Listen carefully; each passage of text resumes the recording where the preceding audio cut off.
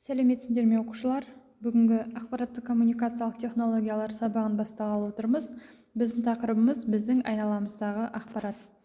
Пән мұғалімі мен Озатқызы Жадыра.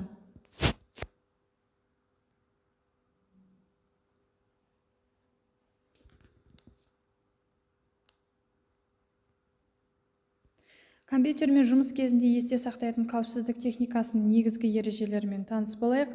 Информатика кабинетіне мұғалімнің рұқсатынсыз кіруге болмайды. Мұғалімнің көмегімен ғана компьютерді қосып өшіру керек.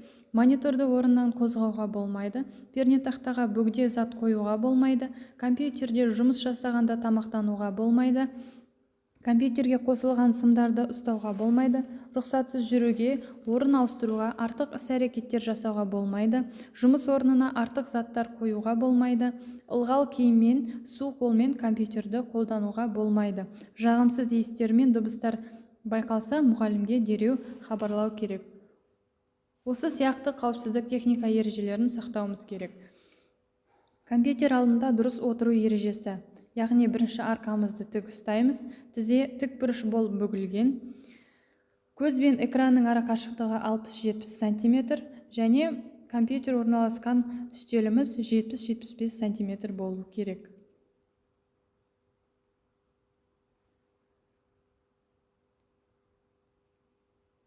Осы ережелердің барлығын мұқият сақтауымыз керек екен.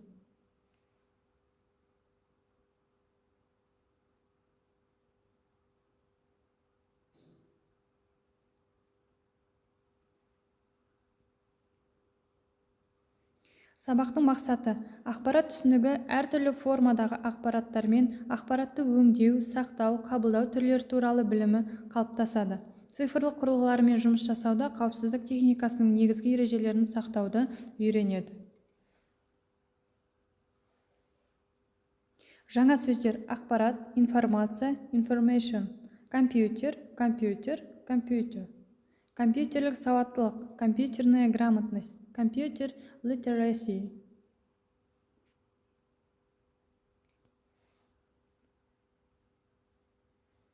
Бүгінгі сабағымыздың жаңа сөздері.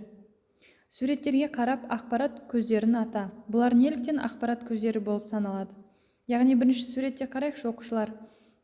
Бірінші суретте яғни ұл бала мен қыз бала екеуі не істеп тұр? Яғни әңгімелесіп тұр, әңгімелесіп, яғни ақпарат алмасып тұр, бір-бірінен ақпарат алмасып тұр. Екінші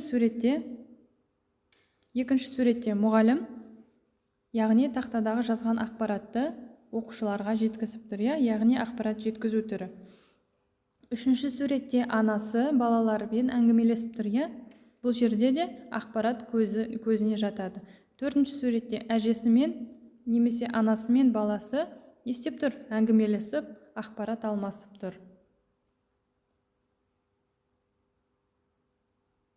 Ақпарат қоршаған ортада болып жатқан құбылыстар мен хабарлар туралы мәліметтер. Ал қоршаған орта ол яғни ақпарат көзі. Ақпарат түрлері: дыбыстық ақпарат, графикалық ақпарат, мәтіндік ақпарат және бейнелік ақпарат. Ақпараттың түрі төртеу екен. Біз ақпаратты қалай қабылдаймыз? Көру, есту, сипап сезу, иіс сезу, дәм сезу. Осы 5 мүше арқылы біз ақпаратты қабылдаймыз. Яғни көзімізбен көреміз, құлағымызбен естиміз, сипап сезу қолымызбен сипап көреміз, иіс сезу яғни мұрынмен иіс сеземіз, дәм сезу яғни әртүрлі дәмдерді сеземіз.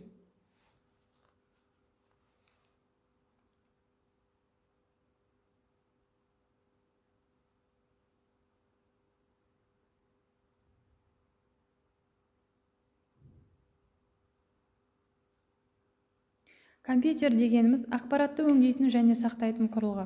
Компьютерлік сауаттылық компьютерді пайдалана отырып мәліметтерді оқу, жазу және ақпарат іздеу жолдары. Бірінші тапсырма: суретке қарай отырып ақпараттың түрлерін анықта. Яғни бірінші суретте не істеп тұр? Ән айтып тұр, яғни дыбыстық ақпарат. Екінші суретте мәтіндік ақпарат, үшінші суретте графикалық ақпарат және төртінші суретте бейнелік ақпарат. Тапсырма: суреттерді сәйкестендір. Бұл тапсырманы орындасақ, суреттерді сәйкестендір. Бірінші суретте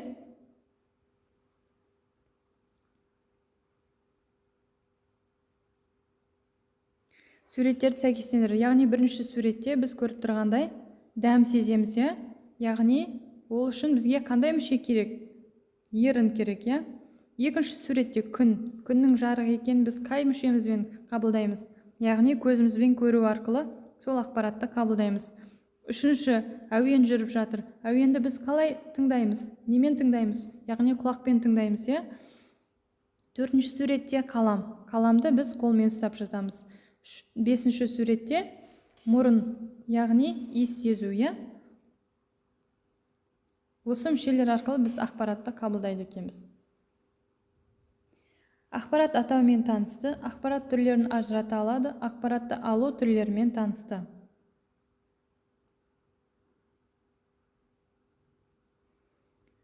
Үй тапсырмасы: ағаштар табиғи ресурстарға жатады. Табиғаттағы ағаштардың кейбірін адамдар пайдаланады. Сен оған мысал келтіре аласың ба? Жалпы ағаш туралы ақпаратты қалай алдың? Қайдан білдің? Ағаш туралы ақпаратты соны дәптерімізге жазамыз.